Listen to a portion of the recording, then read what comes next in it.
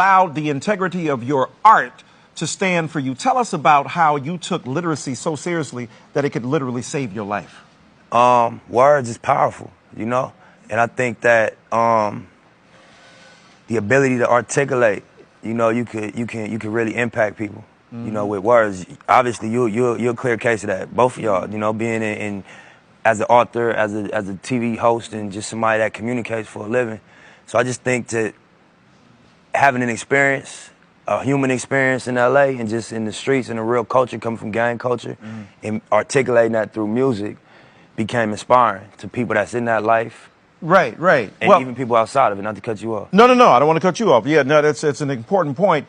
But not only that, you're not only speaking through the words, but one of the things I noticed when I met you is the beauty of the ink on your body, right? That's right. And it tells a story. I remember, you know, Tupac told a story, LeBron has a story, Kobe has a story. Yeah. What's, of all the tattoos that you have, that you're tatted up, which one is the most significant, the most important, or the most meaningful to you? I think it's two of them. One of them is on my face. It said, I don't know what side. I think, yeah, it's this side. It said, God will rise.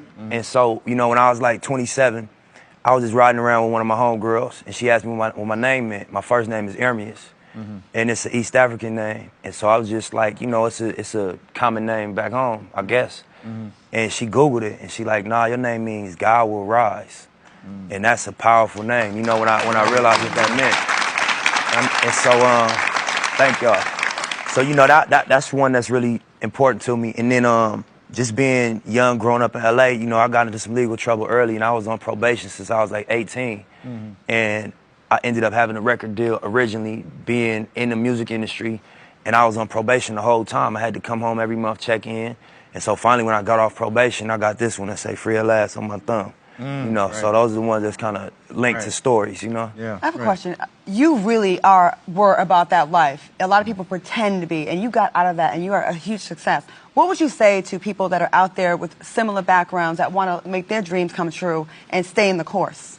I think as human beings, everybody has a natural gift and a natural passion. But then you go outside and you get influenced and you feel pressure from what's going on outside. And so, you know, I read one time, like, would you rather be at war with yourself and at peace with the world, or at peace with yourself and at war with the world? And that was powerful for me, you know what I'm saying? Right. Yeah.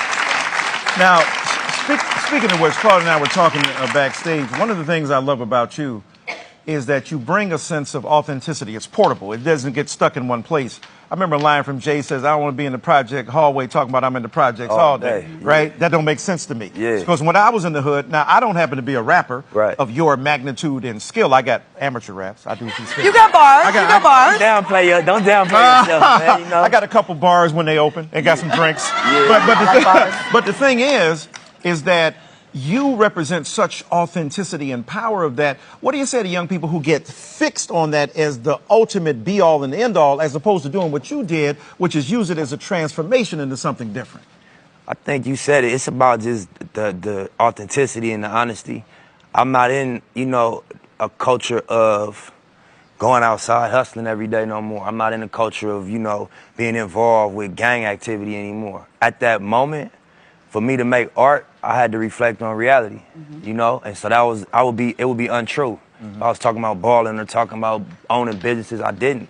But as my life changed and as the reality, what I was actually living changed, I had to change what fueled the art, you know what I mean? And I think that's what keep it accessible to people. You got people that, not to cut you off again, you got people that been removed from the streets for years, and it's still what's the dominant narrative in their music, and we lose touch with it because it don't have the same texture as when it was actually what they was doing, you know what I mean? That's right. Yeah. Now you see why we had this man on this show, how that is high intelligence. Thank you. I mean, really, man, you're one of the, not only one of the greatest rappers, but one of the greatest, most thoughtful intellectuals in that art form, and I celebrate you and embrace you for that as my brother. I had 2-6 all day.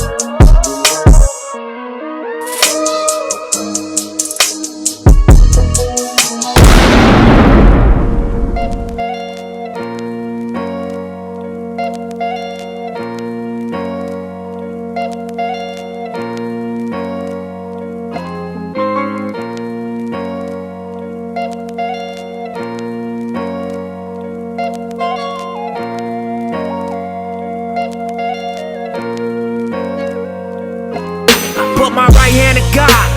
Shine on these bras. Stay on my job. Grind with my squad. 100 racks on my car. No license at all. No 10 on that thing, nigga, cause that's how we ball. All these fuck niggas flawed. Suckers and frauds. My circle so small, stick to my script and just ball. First I pick up my bitch, and we shut down the mall. Had to pick up the tip, she tried to pay for it all. Bring some yak with my plate, garlic noodles and steak. Bouncing out the valet, with all these tats on my face. People looking like, hey, black niggas stay in your place. But it's some shit they gon' think, and it's some shit they gon' say. Got to a brick from my 8, see that music's my fate. Switched it up from out my trunk, went to the top of my state. And I Versace my waist, like Tupac in his hay. Brian Williams, how I built this all money estate. Whoa.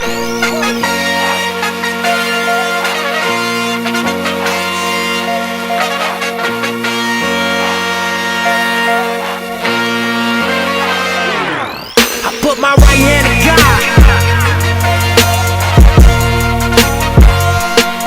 I put my right hand in God.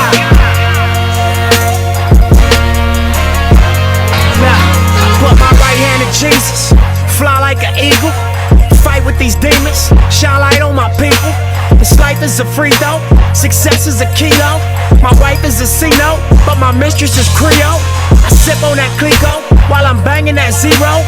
Get a nigga like Cheetos that got more famous than CeeLo. Turn legit from illegal just like Pesci and Casino. Get JS off a P-roll, watch him blow up like C4. I rose from a Regal, Auroras and Lincolns. Low pros on Alpinas to German drop top 2-seaters. Was young and prestigious, phone was matching my beeper. How the fuck you gon' reach him? He making more than his teachers. Moving forward with speed, all your morals are lead. Only focus is cheese, now the forest is trees. Got infected with greed, distort what you see. Your worst nightmare to need is justify your means. Hold up.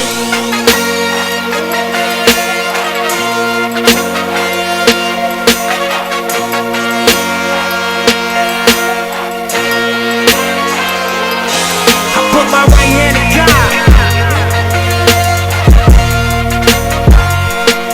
I put my right hand in God.